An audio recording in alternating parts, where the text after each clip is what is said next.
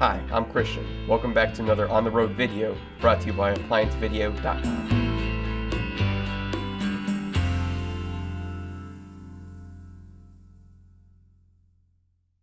Stop. Before beginning any repair, always be sure to disconnect the power to the appliance. It is also recommended to test the outlet for proper voltage. The tools you will need for this repair are an adjustable wrench, a stubby number 2 Phillips style screwdriver, a number 2 screwdriver, or a number 2 Phillips bit incorporated with a drill. Today we're working on a Frigidaire under-the-counter dishwasher. The issue that the customer was having was that none of these touchpads or buttons would work. The only one that would work was the rinse only. Even if you push start or start cancel button, it wouldn't start the cycle. So we're going to be replacing the panel or console assembly today. To begin this repair, we're going to be removing 8 number 2 Phillips style screws that are around the door liner and the front panel and the control panel. So to begin, we're going to remove the bottom 2 first. This will let us remove the actual front panel assembly to get that out of the way. So once you've removed the 2 bottom screws, we can go ahead and set them aside.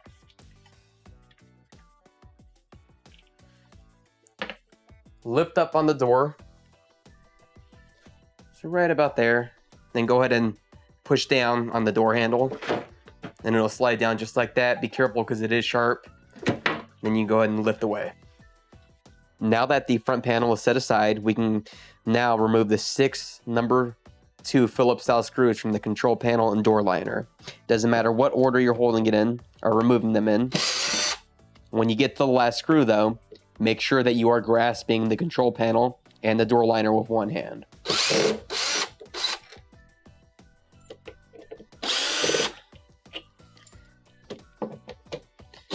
The 4 longer screws are going to go at the top of the control panel. Just make a note on that.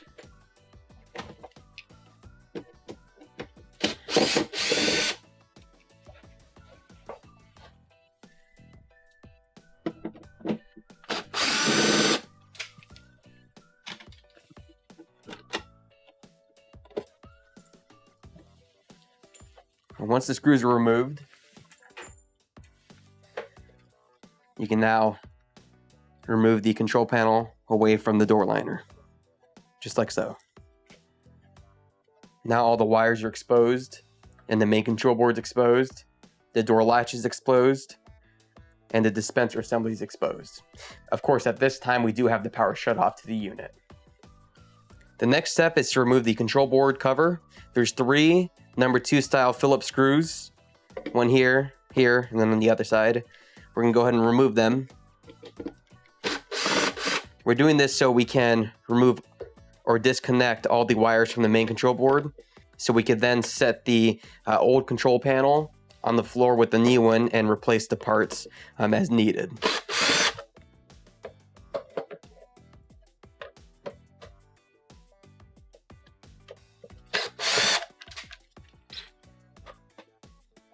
Once the 3 screws have been removed, this control panel cover will lift right up. Just push down on this tab here.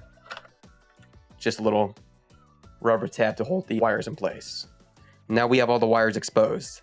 Next thing we're going to do is disconnect the actual wires on the left-hand side. There are 2 Molex connectors right here. You might have to wiggle them loose a little bit, and then they should pull straight off. Just pull upwards, just like that. Here's the second one.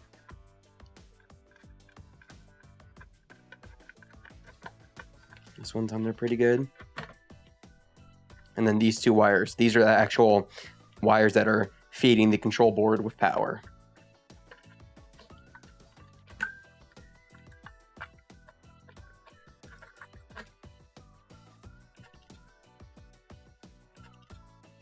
The next step is to remove these 2 ribbon cables. This bluish one does have 2 clips that you have to push in. I guess I should say you should press in and then pull up. Then the ribbon cable, you can just pull it straight out. There's 2 locking tabs in this actual black piece that hold the ribbon cable in place. That's why you have to squeeze and then pull up. So this ribbon cable here, we can just lift right up just like the other Molex connectors. So at this point, we're ready to remove the main control board.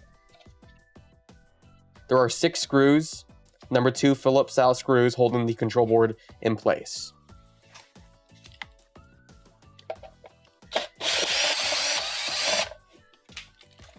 Once the 6 screws have been removed, we can go ahead, carefully grab our main control, and set it aside for now. The next step is to remove the control board gasket. To do so, carefully, at both ends, just lift up gently.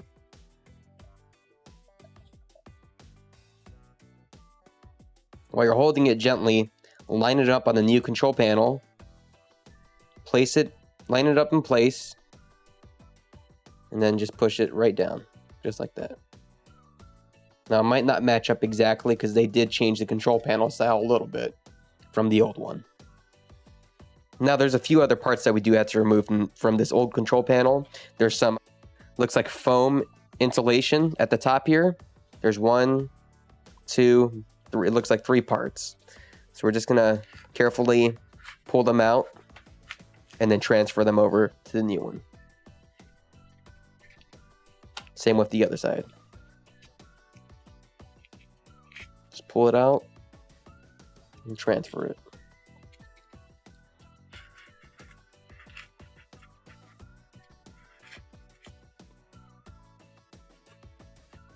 Now, there's this component here with the ribbon attached to it. There's 2 little black tabs on the inside. So now I'm going to depress these 2 black clips to remove this display board, I'll call it. Just going to push these clips in carefully because you don't want to break them. And then with my other finger, push it through. Do the same for the other side. And then flip it around so we could see it. So now you could see it coming out. I'm going to finish pushing it through carefully. Just like that. Then I'm going to feed my wire through the opening. Just like that. Now we could set the old control panel to the side. Before we install the main control on this new control panel, we want to feed that ribbon cable, the display, through its opening. So gently, just put the wire ribbon cable inside. Just gently start feeding it through. Line up the actual display here, how it should be, just like this, and then you could push. You could push it, once it's lined up, push it right through until it snaps into place. Just like that. Now we're ready to reinstall the old main control board we removed from the old control panel. To do so, you're going to want to line it up just like this. Now there were 6 screws we removed from the control panel last time. This time we're only going to be replacing 4 of those screws because they did update this control panel. So the 4 screws are going to go here, here, here, and here.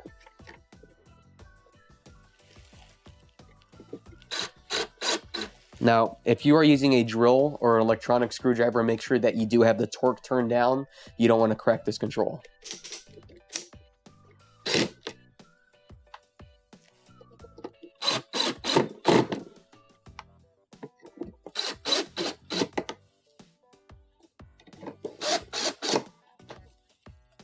Once the control board is installed onto the new control panel, we can go ahead and reinstall or reattach the new ribbon cable for the touchpad and then the old ribbon cable for the display. Now we're installing the ribbon cables.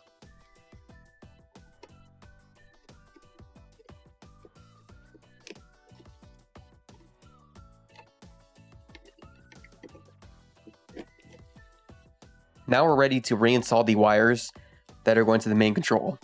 So there was 2 just bare wires or spade terminal wires that go to the terminals located next to the relays. The terminals on the control board are marked, so there's no way that you can install these wires wrong.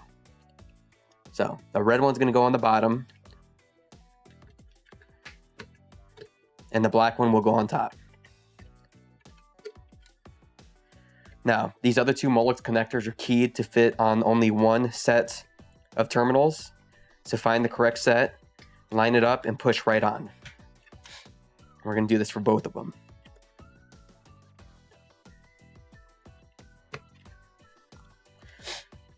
Now that all the wires are connected, we're ready to install the main control cover. So we're just gonna line it up. Put this, I'm gonna call it a,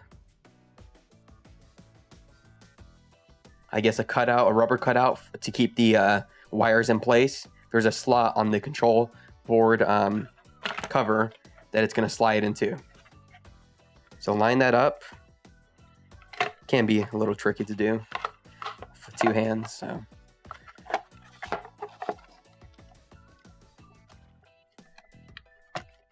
Line it up, push it through, then line up your control board cover. So since they changed the design of the actual control panel, we're only going to be replacing 2 of the 3 Phillips style screws we removed earlier. So once it's lined up, you can go ahead and re-secure the control panel cover, the main control cover with the screws.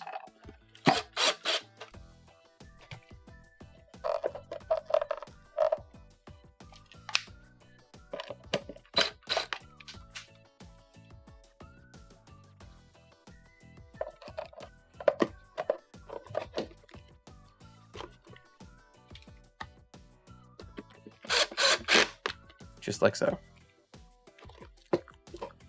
Now we're ready to install the new console assembly onto the actual door liner. To do so, we're gonna line up the door latch with its opening on the actual console assembly. And then pull it down. And this time, because of the change of the control panel, we're only going to secure the control panel with the top 4 screws. Now, the top 4 screws were the longer Phillips style screws.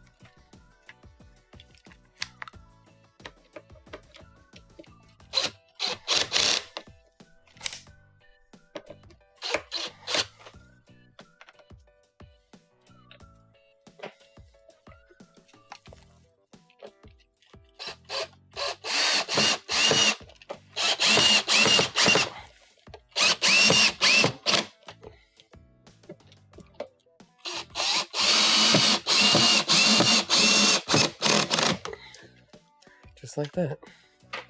So on the old control panel, there was actually 6 screws that would secure this control panel in place. Since they've updated that control panel, there's only the top 4 screws. So the 2 screw holes below it, or the 1 screw hole below it on each side, is going to be an open gap. In the kit, they sent us a couple machine thread screws with some nuts that we're going to be installing in those places so there's no holes there.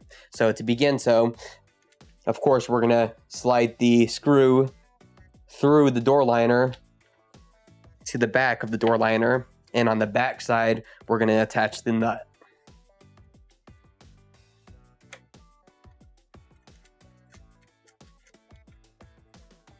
So I'm just going to start them both, and then I will secure both of them how they should be with a screwdriver and a wrench. Alrighty, just sliding the screw through the hole using the nut. Going to start it by hand.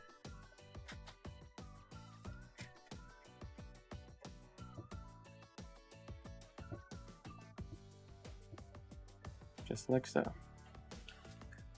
Now we're going to fasten the screws and nuts that we just installed using an adjustable wrench with a number 2 Phillips screwdriver. I'm going to hold the nut with the wrench and then just tighten the screw on the other side. Just going to get it snug. I don't want to crack anything, so that looks pretty good. Now I'm going to do the same for the other side.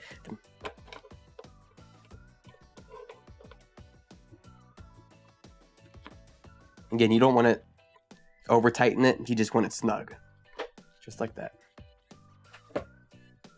When you go to replace the front panel on the door liner, there's only 2 screws that hold the front panel in place at the very bottom. There is slots on the actual door liner that slide into these openings that secure the top of the front panel here. So make sure, and there's 2 of them on each side, make sure you slide them in there correctly, or else it's not going to look good and you'll have to redo it. Now we're going to begin installing the front panel. Just going to line it up here. Be careful for the cabinets. Push in the front panel.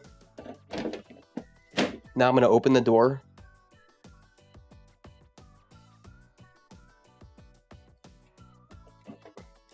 Start tilting it towards me. Really, you have to do this when the door or the door liner is at an angle, or else you won't be able to get it. So I'm going to start putting it at the angle.